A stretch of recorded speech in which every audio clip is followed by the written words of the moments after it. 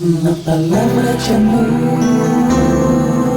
uma palavra de Deus.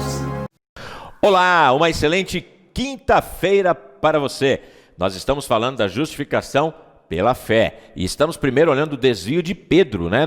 Na carta de Paulo aos Gálatas, capítulo 2, versos 11, 12 e 13. Já falamos do verso 11, o conflito, o verso 12, a causa, e o verso 13, a consequência. Diz assim: e também os demais judeus se fizeram hipócritas juntamente com ele, Pedro, a ponto de o próprio Barnabé ter se deixado levar pela hipocrisia deles. Então veja bem, houve um conflito, houve uma causa desse conflito, de se afastando da verdade, né? Pedro, e a consequência disso. Pedro não só ele se retirou dos crentes gentios, mas por causa do seu exemplo, induziu os demais judeus a se juntar com ele nessa hipocrisia. A separação se tornou tão difundida e influente que mesmo homens piedosos como Barnabé, que nessa época era um dos pastores em Antioquia, foi levado para o pecado. Paulo e Barnabé tinham tido recentemente uma viagem missionária fecunda naquela região. E tinham ido para outros lugares e foram depois para o concílio de Jerusalém. E agora estavam ali, ou eram copastores em Antioquia. Eles haviam ensinado juntos, orado juntos, ministrado juntos, sofrendo juntos. Eles eram próximos, eles eram amigos, eles se amavam profundamente, Foi Barnabé quem teve o primeiro contato de amizade, que defendeu Paulo em Jerusalém, depois da sua conversão diante daqueles que não criam. Muitas vezes Barnabé tinha ouvido Paulo pregar o evangelho da salvação pela fé, e muitas vezes ele mesmo pregou, mas ele foi levado por causa da hipocrisia legalista, de Pedro e dos outros. E essa hipocrisia alcançou Barnabé,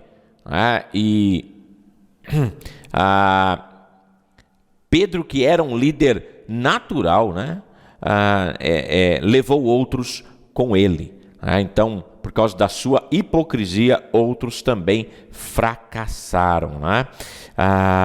Interessante, irmãos, que nós podemos olhar diante desse fracasso de Pedro e ver algumas verdades importantes que devemos aprender. A primeira é que até ministros excepcionalmente talentosos do Evangelho podem cometer transgressões graves, tornando-se culpado de pecados até de outros. Segundo lugar, aprendemos que a fidelidade envolve muito mais do que crer na doutrina correta.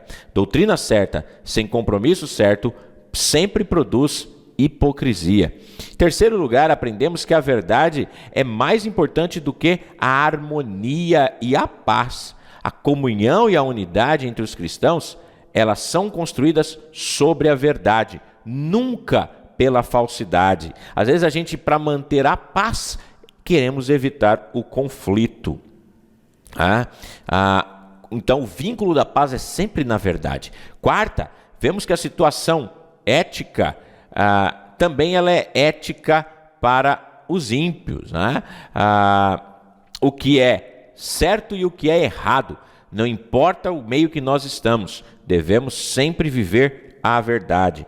E em quinto e último lugar, ficamos sabendo, que a mentira não pode ser ignorada, independente das consequências que isso possa trazer. Quando a falsidade atinge o coração do evangelho, assim como a heresia dos judaizantes, a oposição ela é mais do que imperativa. Não podemos continuar compactuando com o erro e com o pecado. Devemos repreender aqueles que estão errados, para que se voltem para a verdade. Então, é isso que nós podemos aprender desse conflito que Pedro teve, desse desvio de Pedro, mas que parece-me que ele aceitou aquela repreensão e voltou-se para o caminho correto. Que nós possamos então olhar e aprender para que vivamos sempre de maneira que agrade ao Senhor. Grande forte abraço para você, uma ótima quinta, amanhã nos vemos. Tchau, tchau. Uma palavra de amor. Uma palavra